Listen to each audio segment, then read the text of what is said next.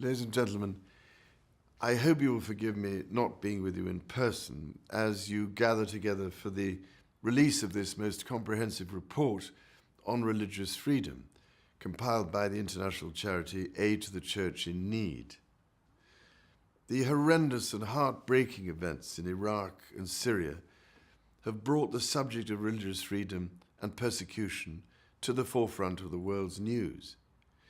We have learnt with mounting despair of the expulsion of Christians, Muslims, and Yazidis from towns and cities that their ancestors have occupied for centuries. Sadly, incidents of violence in Iraq and Syria are not isolated.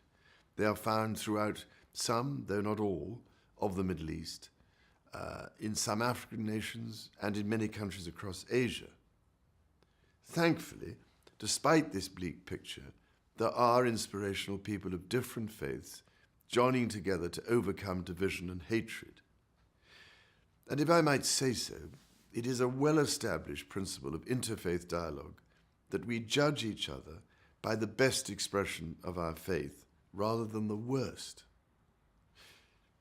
Over several decades, I've been working to encourage dialogue and greater understanding between different faith traditions. Indeed, last December, I hosted a reception at Clarence House in response to the growing plight of Christians threatened by persecution in the Middle East. Having listened to their concerns, I did my best to highlight the gravity of the crisis. In February, during a visit to the Middle East, I attended an interfaith dialogue in Qatar, which included key Christian and Muslim scholars and clergy, during which we discussed the subject of the Christian-Muslim relationship. It is an indescribable tragedy that Christianity is now under such threat in the Middle East, an area where Christians have lived for 2,000 years and across which Islam spread in 700 AD, with people of different faiths living together peaceably for centuries. It seems to me that our future as a free society, both here in Britain and throughout the world, depends on recognizing the crucial role played by people of faith. And of course, religious faith is all the more convincing to those outside the faith when it is expressed with humility and compassion, giving space to others, whatever their beliefs. With this in mind, I would like to suggest several tangible courses of action that I believe might be helpful. First and foremost, rather than remaining silent, faith leaders have, it seems to me, a responsibility to ensure that people within their own tradition respect people from other faith traditions. We have yet to see the full potential of faith communities working together.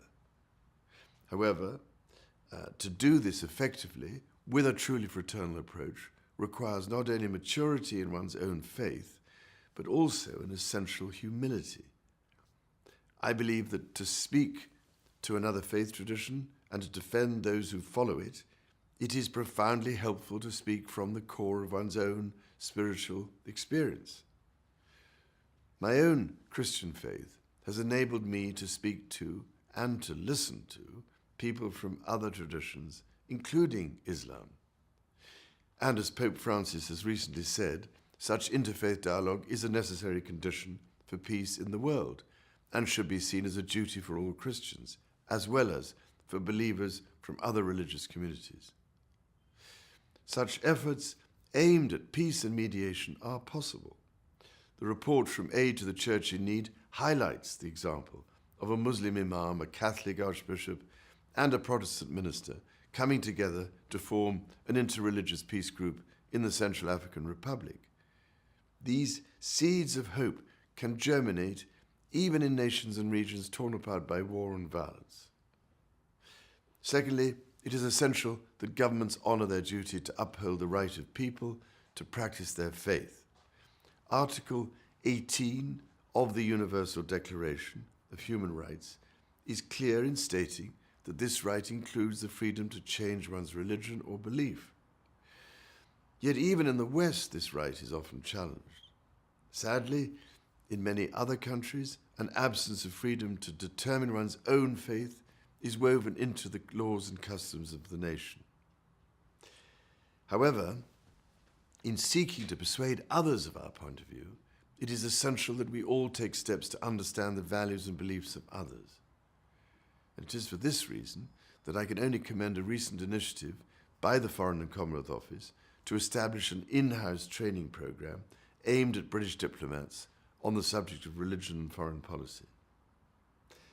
Finally, ladies and gentlemen, we are living in a world in which we are frequently presented with so many profoundly disheartening news stories.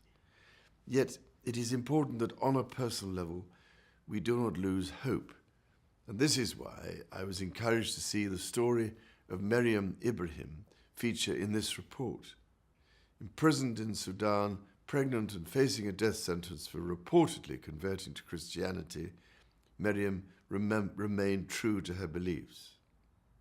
It is cases such as that of Meriam, who was eventually released, that remind us of St. Paul's words, so relevant to all of those enduring persecution for their faith, that suffering produces endurance, endurance produces character, and character produces hope, and hope does not disappoint us.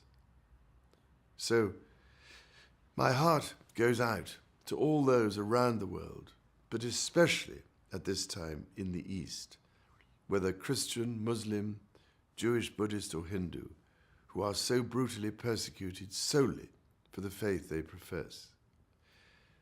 I pray too that all people and communities will engage in building respect and tolerance, for without these, the very freedom on which society is built is threatened with destruction.